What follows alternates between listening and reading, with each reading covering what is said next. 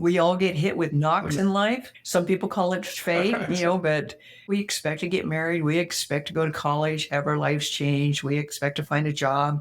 We expect to maybe have a family, something like that. But some of the knocks that we get hit with are true wallops that just turn the course of our life in ways that we never expected. Welcome to the Tango Tango podcast.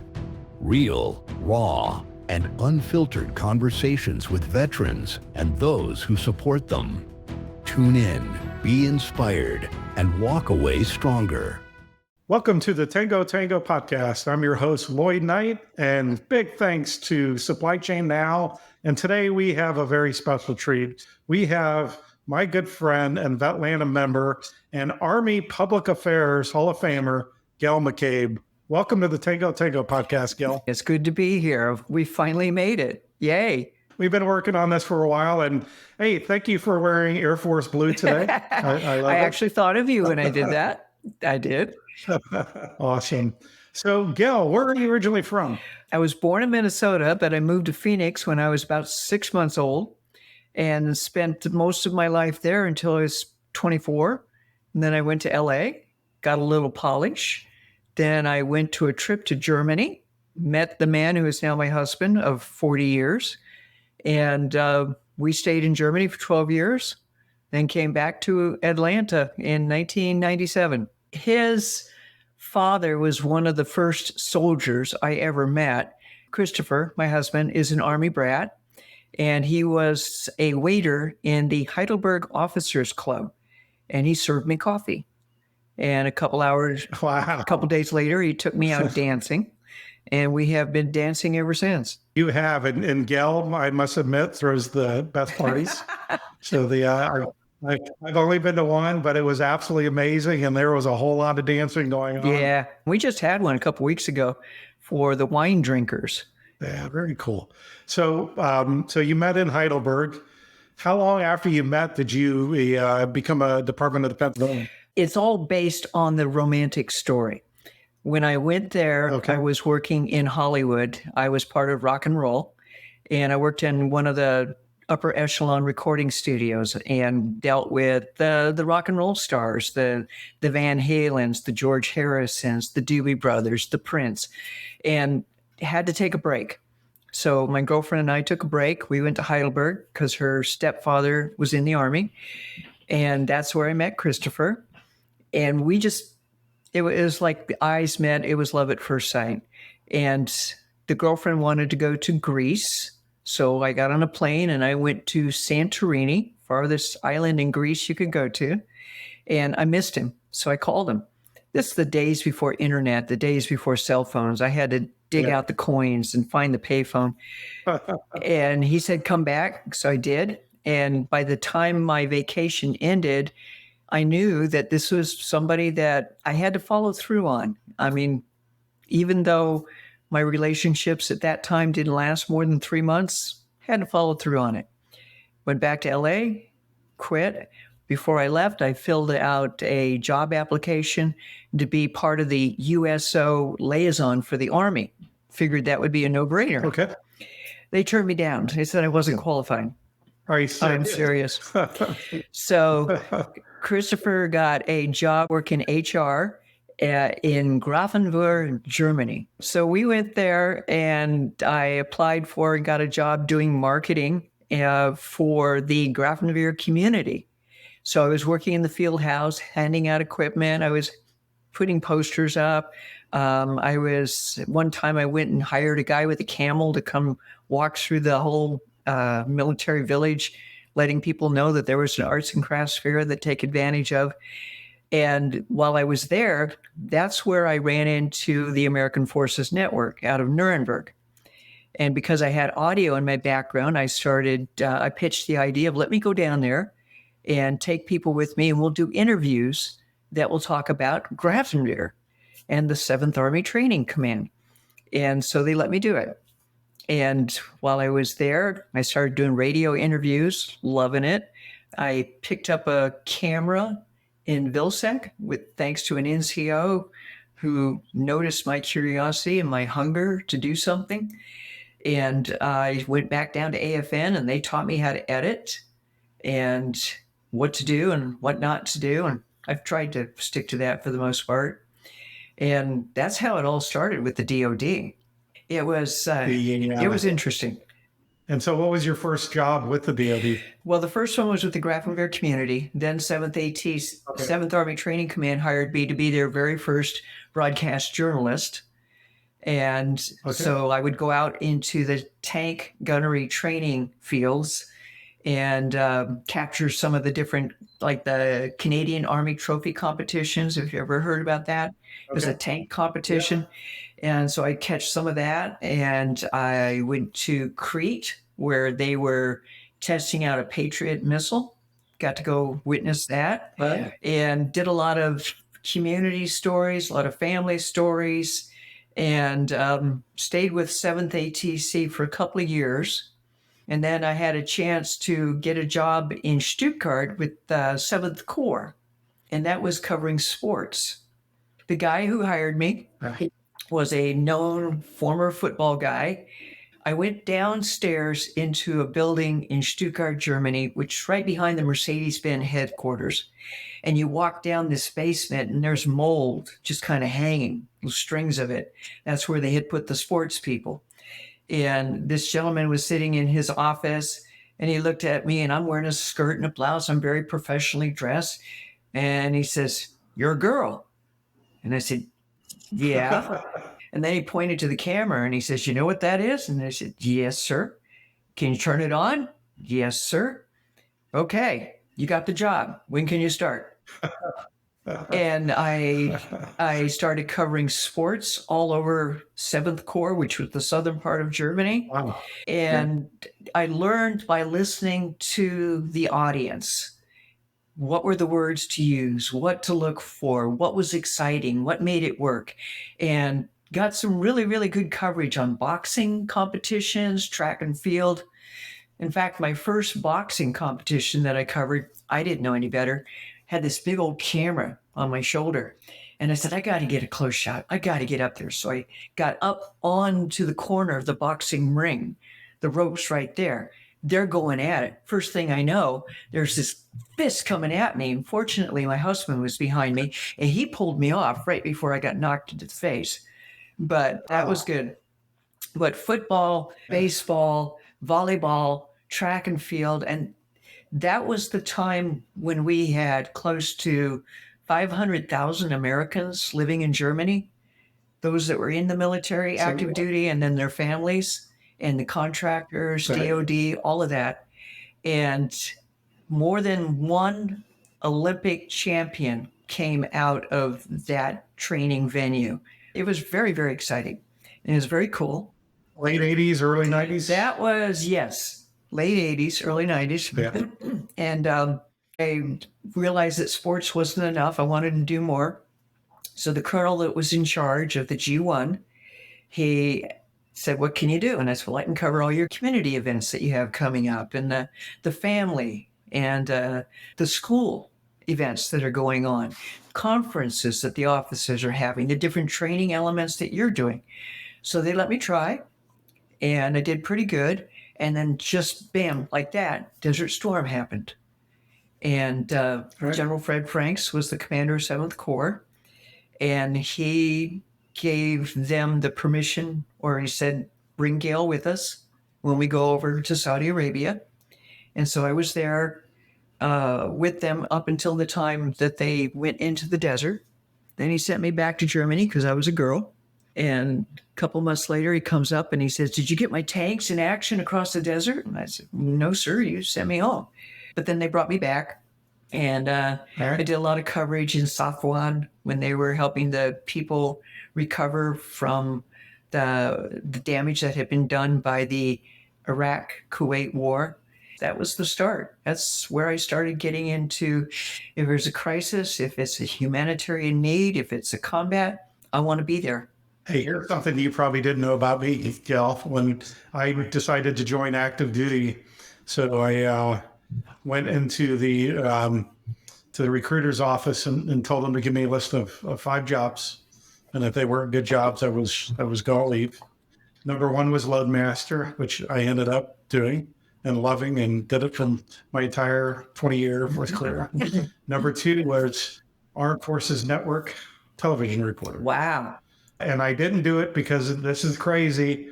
I was really shy and I was not good at speaking in public, which is, I tell people that about my high school time and they don't really believe me. But wow, would my life been very different? And then we would have probably ran into each other. Absolutely. Decades. It's a small community from what I hear. When you assume the mantle of being a journalist, and especially if you're working with a television camera, is you very quickly come to accept the fact that you are a voyeur because you've got this camera that's your barrier between you and what's happening in real life. And sometimes your mouth drops open at what you're seeing, but you keep watching and recording. And shortly after that, you start thinking about how you can take that element and weave it into a story because that was really good and that has to go in there. But most of us are very shy voyeurs. We don't jump out a lot. Yeah, I don't know this shy gal. So never met her. One of the things before we go into in depth on your story, but one of the things I really enjoy watching you is the strategy you put behind things. Like if you want to get a story, right, you're getting that story. Yeah. Like if you want to talk to somebody, yeah, they're going to talk to you. There's no ifs, ands, or buts. I remember early on at Bentley, and I tried to blow you off a couple times, and it just wasn't happening.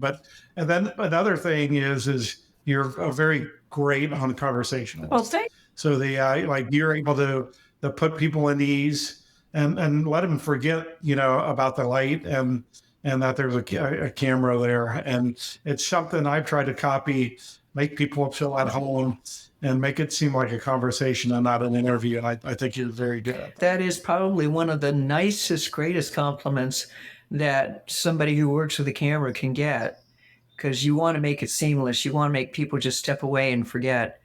And most people will. But to your point about getting the story, I've gotten very good at hovering. When you know you want to get that interview, you just kind of stand there and hover, and they can only ignore you for so long. Right, Lloyd?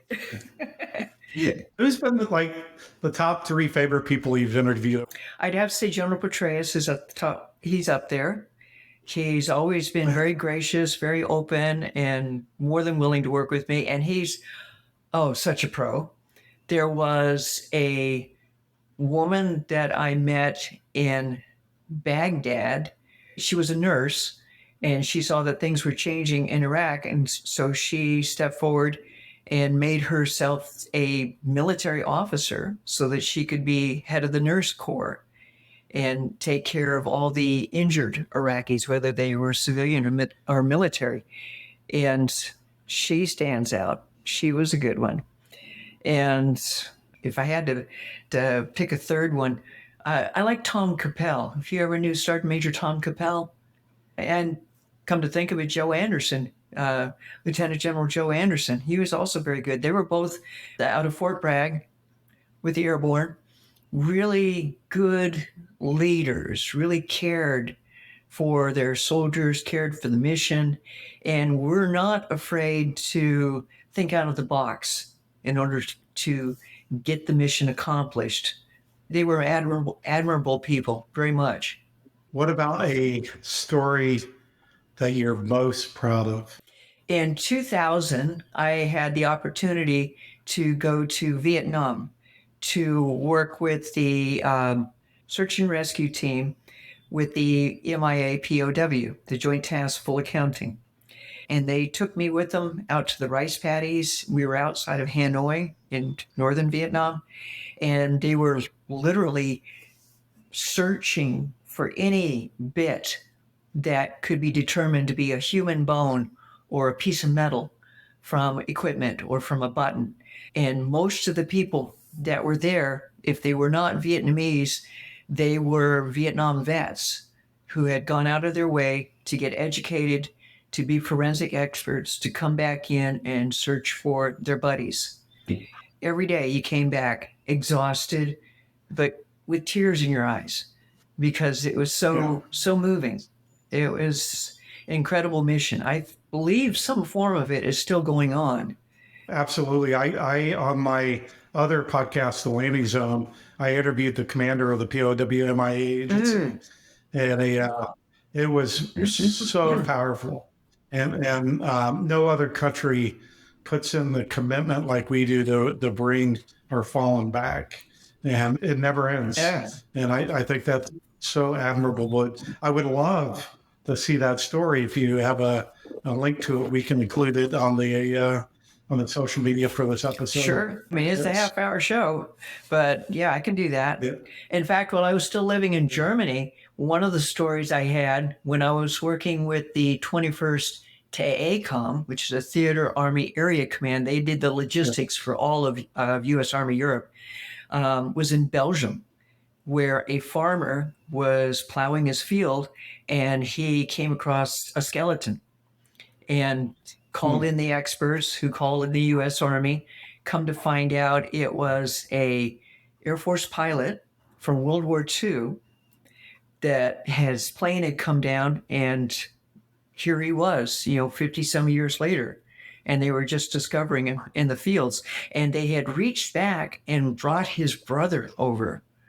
And elderly gentleman at the time, sitting there in the dirt, just watching as they slowly unearthed bones and pieces of uniform and such like that, so that he could finally take his brother home and bury him. It is very moving.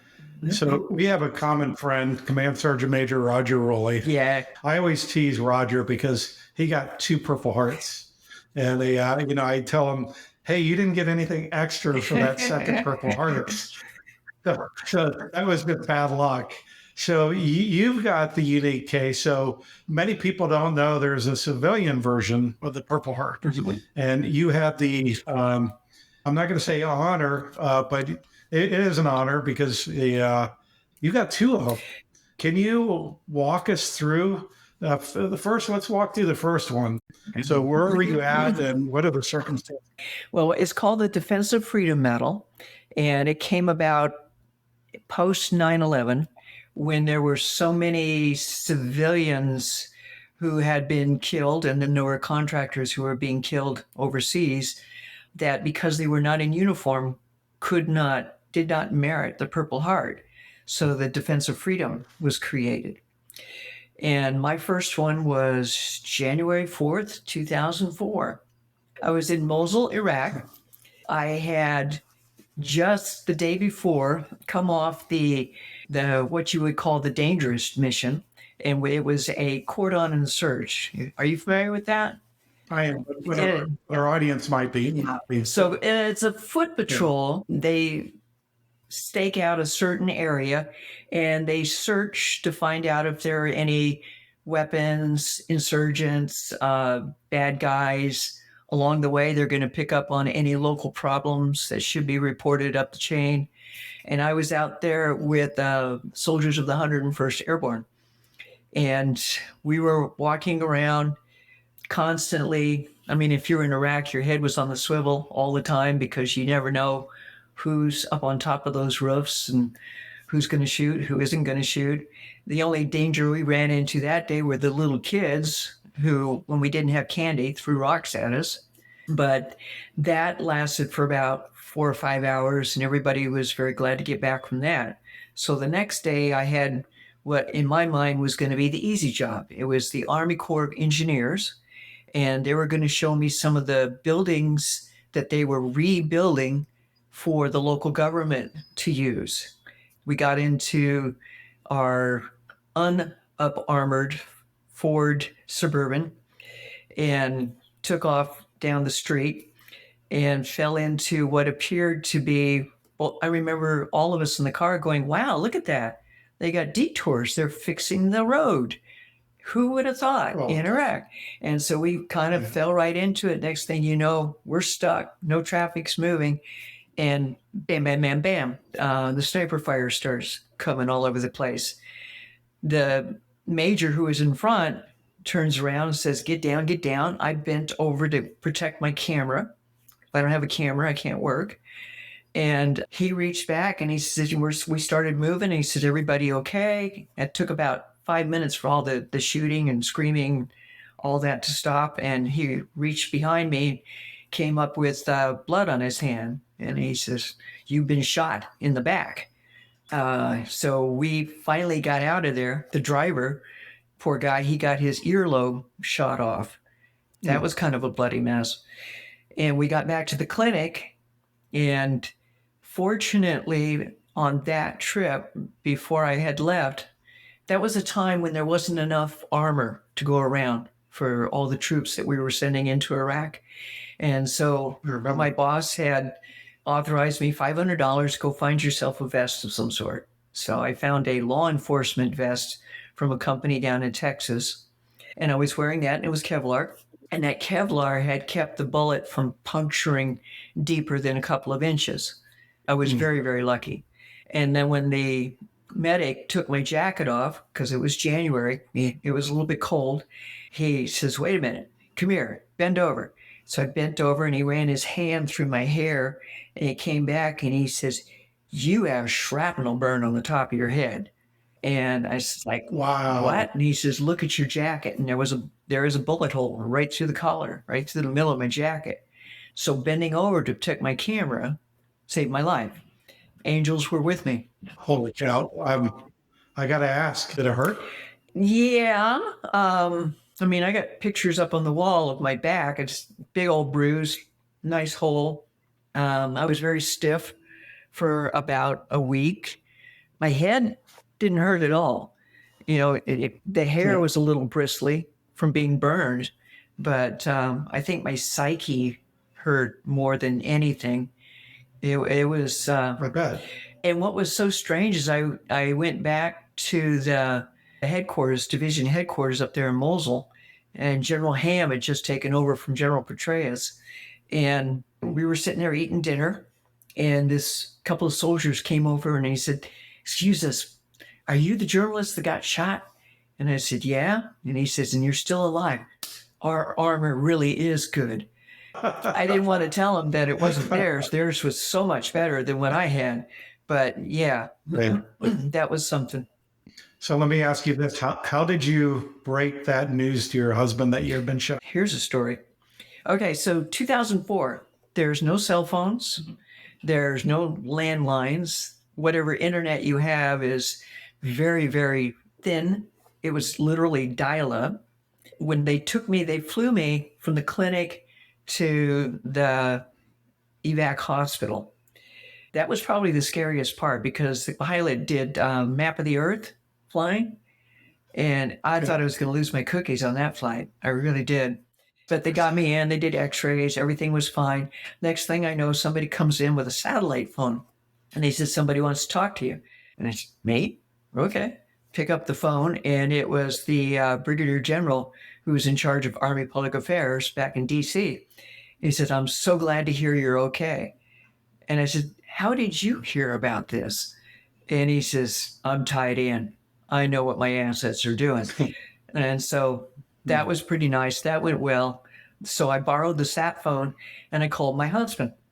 Now, what I didn't realize is that Christopher was in Washington, D.C. on that day. And he was working with CDC, and he was going off to a State Department meeting, and he was in the metro. So first ring, and it's like, hello. And he says, hello, Gail? Click.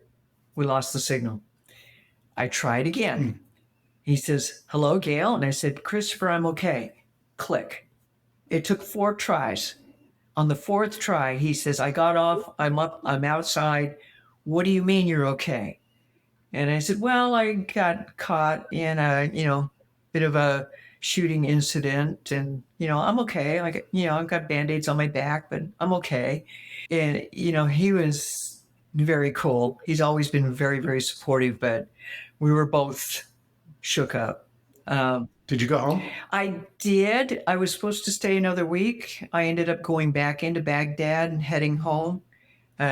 It did affect me. Now, in hindsight, I wish I had stayed.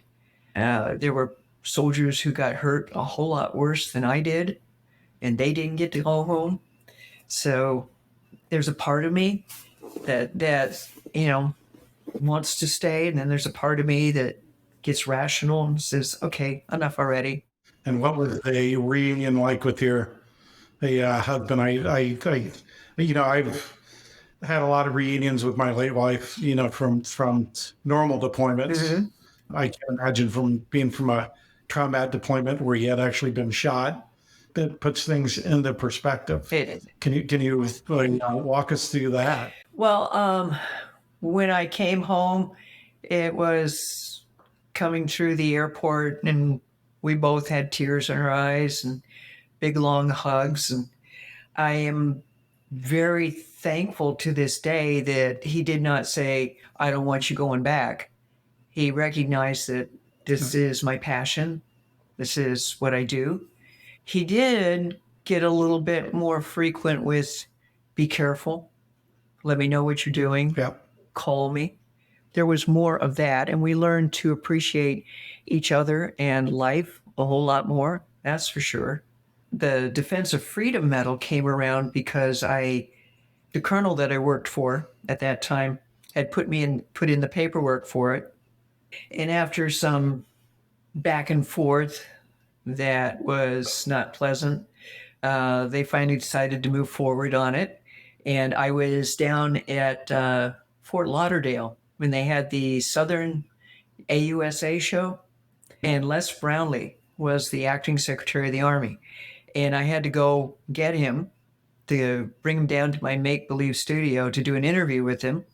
And he asked me all about getting shot and everything. And I told him all about it. And I said, sir, thank you. I understand you're working up a Defense of Freedom Medal for me. And he says, I am? I don't know anything about that. Looked to his aide. His aide said, I'll have to look into the paperwork, sir. And we just kind of left it. And about 10 days later, he called me personally to invite me and Christopher to come up to D.C., so that he could present me with the Defense of Freedom Medal. Every Secretary of the Army that I've ever worked with has been incredibly gracious, incredibly smart, incredibly aware of the people that they oversee and that they work with. And Secretary Brownlee was right up there on the top, for sure. You got one, and walk us through the seconds. Honor, unlucky. I'm not really sure where that falls. I call them knocks. We all get hit with knocks in life. Some people call it fate, but in some of the knocks we expect to get married. We expect to go to college, have our lives change. We expect to find a job. We expect to maybe have a family, something like that. But some of the knocks that we get hit with are true wallops that just turn the course of our life in ways that we never expected. Like you, when your wife got sick. That was a dramatic knock. But I was again on another cordon and search, and this one was down in Kandahar in southern Afghanistan. And we had gone 5 miles outside of Kandahar to a village called Mandisar, which was a known gathering resting spot for the Taliban as they traveled through from Pakistan up into the stands or to Kabul or Jalalabad or into Iran. So the colonel had told me that they had heard scuttle that there was a threat out there, but if it didn't happen, then we would have a second mission, which would be a medical clinic where the local doctor, which I use the term loosely, had agreed to have the combat medics come in and look at those people, the community that wanted to bring their children or themselves and get looked at and get diagnosed and get some vitamins and some Band-Aids and see a Western medical person, which was really quite a coup for them. And so we got through the cordon and search. It was tense. It was hot. We got stared at, but nothing happened. The only thing that was of interest was this kid who is in a group of 3 Afghans, and he had what was called the Pashtun hat, a Kandahari cap, which is held out for special celebratory occasions, a wedding, or they're having a shura, which is a gathering of the elders, or something noteworthy. But this kid had this on, and it was just weird. We had the medical mission. It was a very basic brown hut.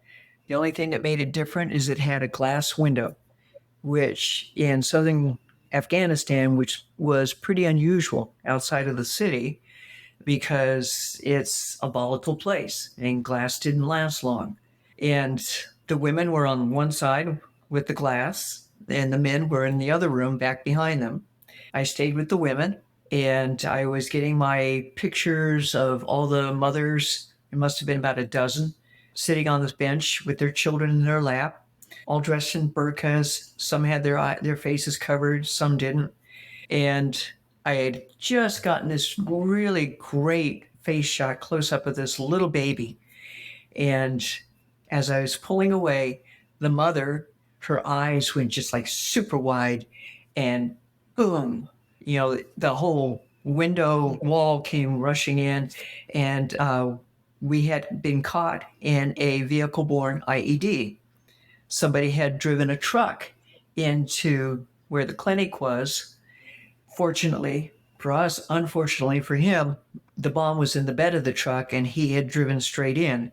So the bomb hit the people across the street at the local market, all Afghans.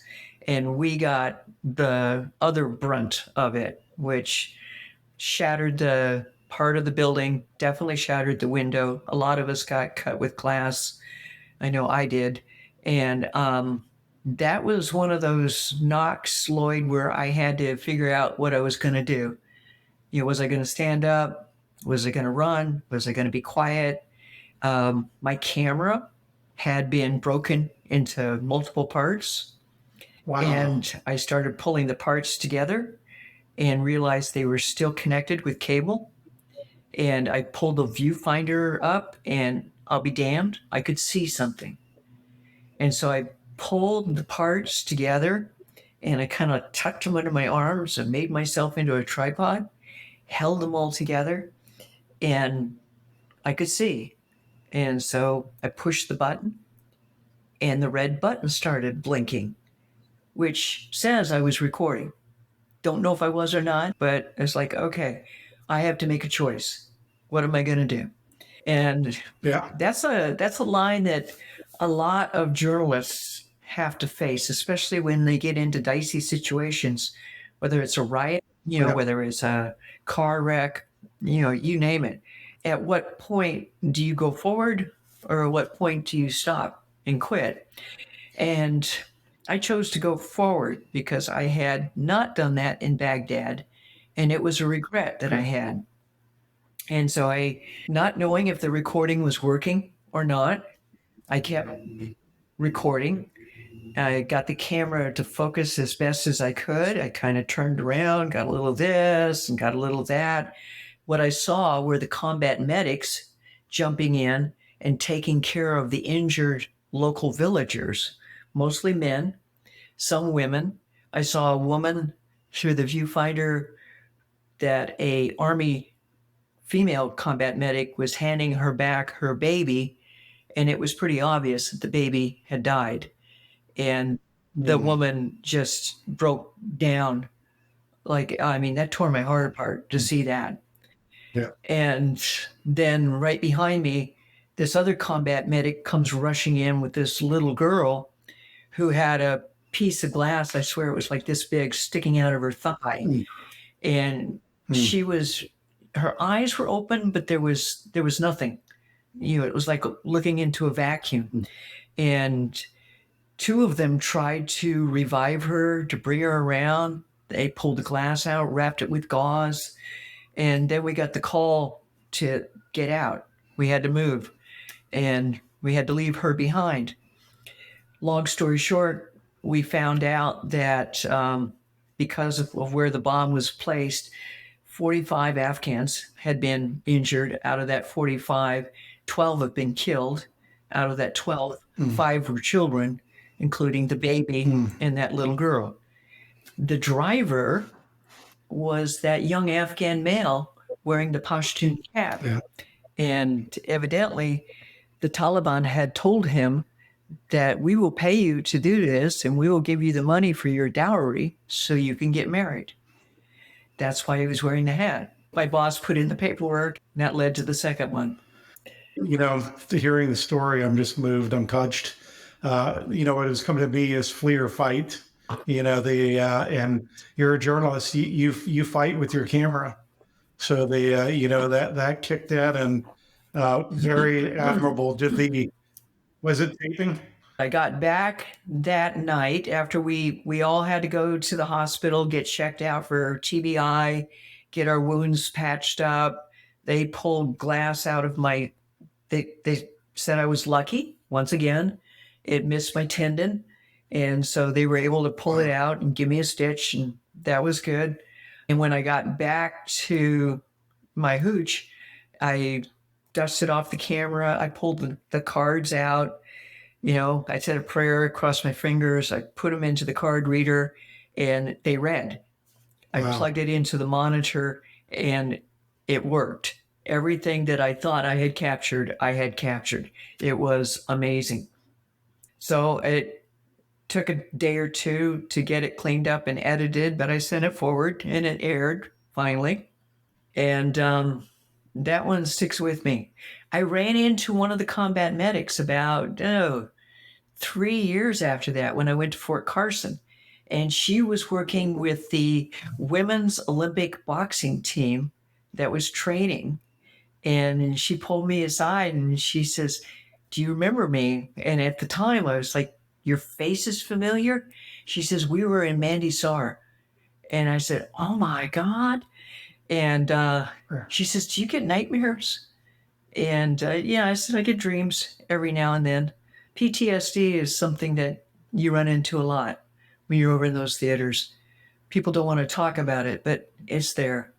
But she was doing something. She was seeing a therapist, so that was good. Gail, you're a complete badass. So, wow. Journalists, we give journalists a hard time. The ones that are covering wars, especially the ones for our government, for our military, hats off to them. Because they're doing it for noble causes, and it's that story needs to get out. So our military they are the frontline ambassadors for America, and so many missions and operations and exercises I would go out on, and you would see the people in whatever city, be it here in the United States or whatever country, and they would just get these big wide eyes as they looked at these soldiers in uniform and recognized that this was America. These were the people who made it possible for everybody to live equally and to live without fear and to be able to vote. And you especially saw that when you went into Eastern Europe and to some of those countries that evolved and came out from under the Soviet Union. It was always awe-inspiring to be part of that.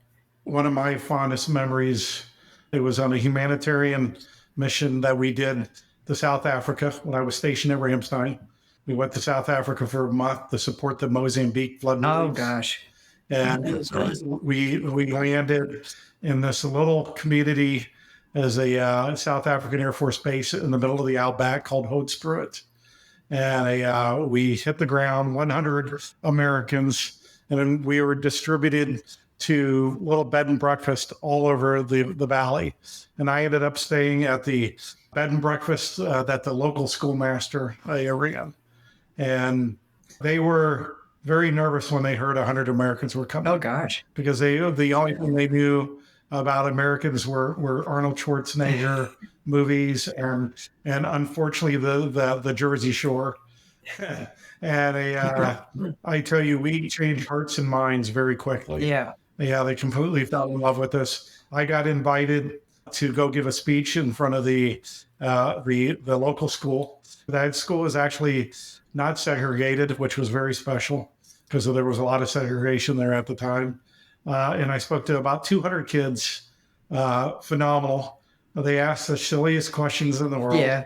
And then I gave a speech afterwards to the teachers who asked the same silly questions. And it was amazing. So for the international audience here, just don't look at the U.S. military and think war. We do so much around the world for good, and including our humanitarian missions. So, and if you're lucky enough, Gail has covered many of those. I worked a couple of really, really great medical missions, military medical missions. And the purpose of that was to get the reservists and the National Guard working together. So the National Guard from one state would go forward to be the security and protection, and the reservists would pull out the medical people. And one time we went to Mongolia, and we were literally on the edge of the Gobi Desert. And in fact, there were herds of Mongolian horses that would go racing by in the night, and we got to stay in yurts. And they had a clinic that was, we call them buildings, but the buildings they're all mud and thatch that are put together, and they have some sort of little bamboo stakes that run up between them, and they dry them, and they cook them in their ovens, and that's what makes their walls. It's as thick as concrete, but in a heavy rain, it can get a little wet. But this clinic they had set up, and they had put the word out that the Western medics were coming, the Americans were coming. And I remember getting outside this clinic the first day and looking up, and it was like a little valley that kind of went up, and there was a line of people on horses, on carts, on yaks that stretched for, it must have been 4 or 5 miles, all just waiting. Wow. This clinic was going to last 3 days, and these people were prepared to wait for the 3 days so that they could get looked at by the good docs to find out what was going on. On that mission, they had brought a cataract doctor, and they had gone into the nearby town, which had electricity, and hooked up her machine so she could do cataracts. And there would be so many elderly folks that would come in, and their eyes would just be totally clouded over. I mean, they would be like this. And she'd do the cataract surgery, and they'd come out, and they would be seeing their children for the first time in maybe a decade or more. It was so emotional. Fast forward, you end up in Atlanta. Your husband works for the CDC, just retired. You got accepted to be one of the first civilian training with industry participants. I can tell you I'm very familiar with that program. I started the Air Force version at UPS about 17 years ago, and I now also run the Army program. Good for you. So how did that come about? You became a training with industry. So if you're not familiar with this program, it's supposedly a best practices program, but I don't call it best practices. I call it an opportunity to go learn perspective. Mm-hmm. We're a Department of Defense civilians and for active duty service officers enlisted. So it's anywhere from a 10-month to a 1-year program where they go spend with industry. The military pays for their salary and benefits, and you actually get to do the civilian job. But then the best thing is you take all that new leadership experiences, all those new tools that you have, and for you, I'm sure some of it was technology and that perspective, and you take it back and you go make the Air Force or the Army better. How did you become the first civilian to do this program? I was still living in Germany, and I was the #1 field correspondent in Germany for AFN Europe. I did not work specifically for AFN Europe. I need to make that disclaimer. I worked for the commands, but still for all of that, I was their #1. I mean, I loved what I did, so all I did was work and turn stories. And the people back at Army Public Affairs, they always sent military folks, and there was a gentleman there who said, let's try sending a civilian this time. And so my name popped up, was thrown in, and I was given the chance. I had to get the blessing from my commanding general who gave it. And military gets a year, civilians get 6 months.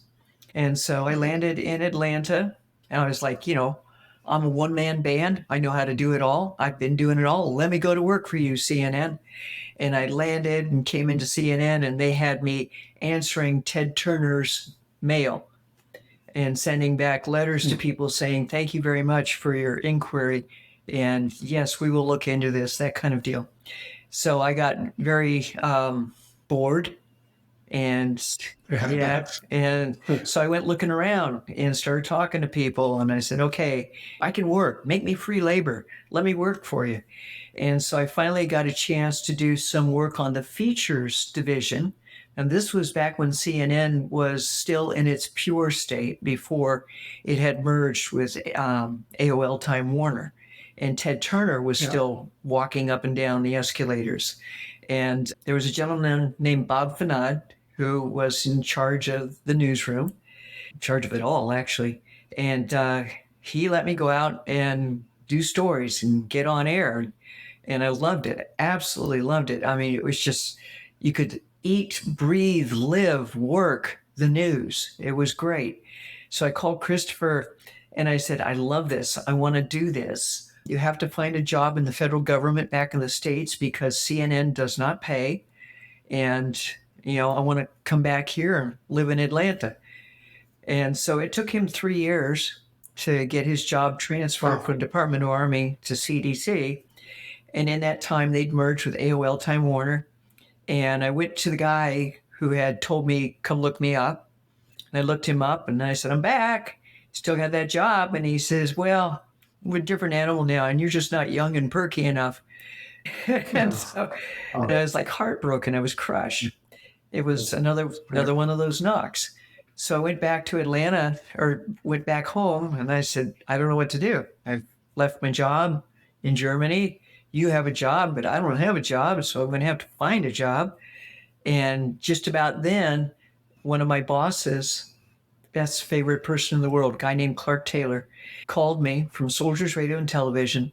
And he says, you're in the States. I had the opportunity to talk to the Vice Chief of Staff of the Army, who knows you from your time there with 7th Corps, and told him you were looking for a job. He said to bring you up and see what we can do. So I flew to DC. I sat outside in the hallway of the Vice Chief of the Army's office. He came out, walked me down to the hall to the Army Public Affairs guy named General Meyer. And he says, Gail, do you know Gail? Gail says, yes, I sure do. And he says, would you like to have her work for you? And he says, well, I don't have the slot. We don't have the setting for it. And he says, I'll work that out. Would you like to have her work for you? And he says, sure. And he said, well, so I'll let you guys talk. And he went down the hall. And General Meyer, he was very cool. He says, you know, you have a reputation for being somewhat aggressive and asking a lot of the sensitive questions that people don't want to answer, but you do tell good stories. And I said, yep, that's me, and I'm probably not going to change. And he says, that's okay. We can do that. And I said, but I just bought a house in Atlanta. And he says, well, you can go TDY from anywhere. And I was like, cool. I started working for Soldiers Radio and Television down here in Atlanta, and that was in 97. My first story was covering the Secretary of the Army when he went to Fort Campbell. That was pretty cool. And then after that, did a lot of Partnership for Peace exercises and training missions. Did a lot of things overseas. 9/11 hit. And next thing I know, I'm going to Iraq, and I'm going to Afghanistan, and I'm traveling in and out of Qatar, and I'm going to Saudi Arabia, Kuwait, down to CENTCOM. I mean, it was fascinating times, truly, truly fascinating times. Hard. You went on these trips never knowing if you would have a bed. And I was lucky in that I had a couple of good friends that I had made over the years who were in theater, and I could call them and I say, you got a cot? And they would say, yeah, come on, I'll set you up. And so I was able to get around and do the stories, and that worked out really well. Saw some good leaders, saw some not so good leaders, saw some great people, saw some sad situations, saw some incredibly uplifting situations. It's been good. And what year did you retire? I retired in 2015. They were downsizing and they said I could move to Maryland or I could retire. So I chose to retire. And I set up my own company, Creative Media Matters. And I've done a lot of work now with Emory and a lot of work with CDC, with their Center for Global Health. I traveled with their director over to West Africa, and we went to 4 different countries where Ebola had traveled through to see how the money and the programs that they had put into place were being used. It was fascinating. I mean, these are countries that are developing nations, and they had no national health centers. Nobody kept data. Nobody knew anything. And so these countries have now come around where they've set up crisis centers. They've learned to collect data. They've learned to communicate and track things. If somebody sees an Ebola or a SARS virus pop up, they now know who to call. And I think that's where the CDC played such a great role globally, is that they were able to mentor and sponsor and help these countries develop their health coverage. Yeah, I was working for my paying gig, and we got contracted to send some vehicles into those 4 countries when Ebola was going on, and I knew it was a big deal when the Russian carriers were refusing to go in country. Oh gosh, yeah, because those guys will do anything for money. I think it was handled exceptionally well from the CDC. So wow. If any of our listeners or viewers wants to find your company, that's CreativeMediaMatters.com. Most people reach me by phone or by email, which is CreativeMediaMatters@gmail.com. And from there, I'll send a phone number and we can chat. I have learned with all of my experience that I'm not taking jobs just for the money. I want to learn something.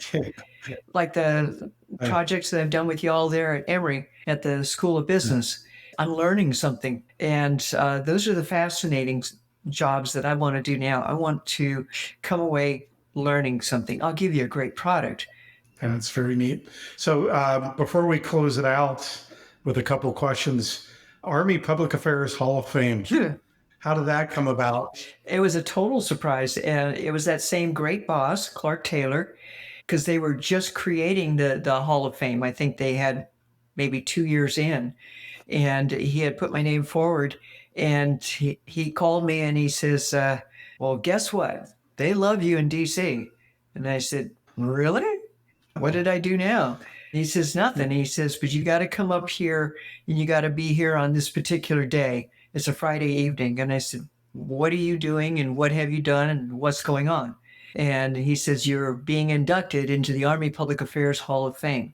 And I was like, wow, that was quite the honor, because there are some very heavy hitters that are in that Hall of Fame, both civilian and in uniform. And to stand amongst them is quite humbling, and it's very cool. So one of the stories that I did when I first came back to the States was to go over to Anniston, Alabama.